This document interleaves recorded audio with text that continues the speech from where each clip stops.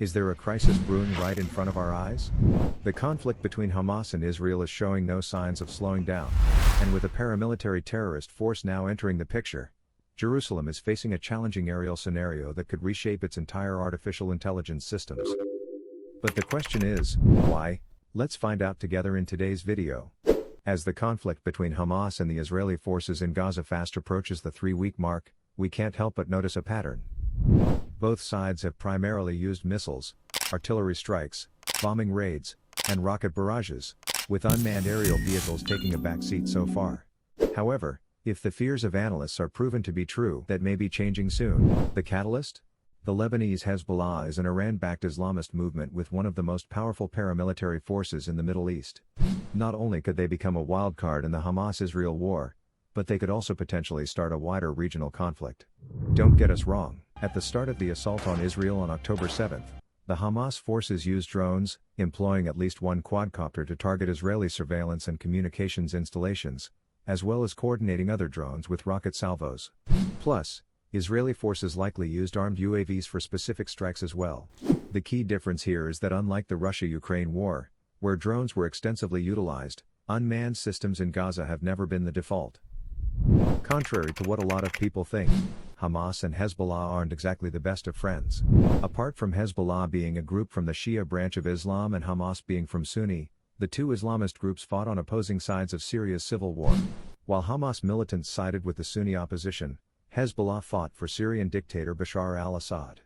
However, when the war started to lose some heat towards the end of the last decade, both factions buried the hatchet, with Hassan Nasrallah, Hezbollah's chief, praising the newfound alliance between the groups on multiple occasions. For now, no one knows whether Hezbollah will fully intervene in the Hamas-Israel war by standing with the Palestinians on the battlefront. You can argue that Hezbollah shares Hamas' ultimate goal of destroying the Jewish state, but will they be willing to risk it? Granted, Israel will always be the favorite given its better arsenal, military strength, technological advancements, and devastating weapons, but Hezbollah isn't exactly a pushover either. Besides the fact that the group boasts precision-guided missiles that are way more sophisticated than the Soviet-era rockets used in the 2006 conflict with Israel, Nasrallah claims his forces are made up of 100,000 units, including active fighters and reservists. On the flip side, while Israel has utilized sophisticated drones for many years, it recently publicly acknowledged arming them with missiles for offensive operations, including the Heron TP and Hermes 900 and smaller fixed-wing options such as the Herman 450. Should Hezbollah get involved in the war, a multi-front conflict will be opened up, pushing the Middle East into a dangerous situation that could potentially birth unpredictable consequences, a possibility that may have already started, given the tense situation at Lebanon's southern border with Israel. Hezbollah and Israel have already exchanged rockets and artillery fire, resulting in casualties, including at least 5 Hezbollah fighters and a journalist at the time of making this video. However, despite the ongoing tension, the armed Lebanese group claims to be disinterested in a broader conflict with Israel. However, according to Andreas Krieg, a senior lecturer at King's College London, if Israel decides to initiate a ground invasion of Gaza, Hezbollah's stance may change. He says, the self-proclaimed axis of resistance, Hezbollah, has suggested that it will not allow for a ground invasion, and it seems the Americans have given Israelis the green light to do ground invasion. So in light of this, Hezbollah can't really backtrack. He also added that if a conflict happens, Hezbollah will recalculate its risks and its objectives and fight remotely from Lebanon without its fighters put into combat or in harm's way, indicating that Hezbollah might resort to using artillery, missiles, and its substantial inventory of unmanned systems. In 2019, U.S. military intelligence estimated that Hezbollah possessed around 150,000 rockets, while no specific figure was given for its unmanned systems.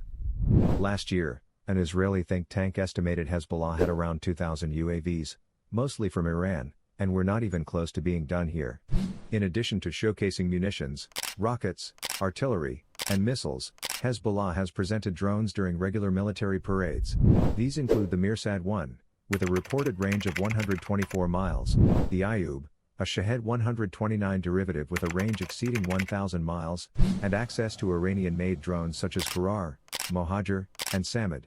We find this to be really interesting because, While Israel has traditionally maintained a significant advantage with its advanced and unparalleled air force in the region, the emergence of drones now allows non-state actors to possess aerial assets, enabling them to conduct reconnaissance and precision strikes, including deep strikes into enemy territory.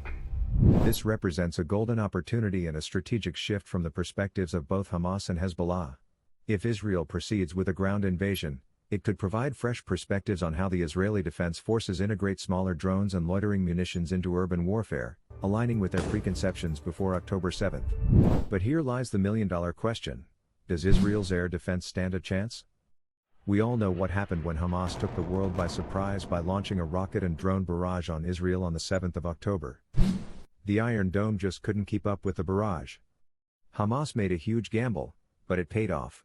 The dome's defense system works really well when it is countering several different kinds of threats, but a barrage of swarms is a different ball game altogether.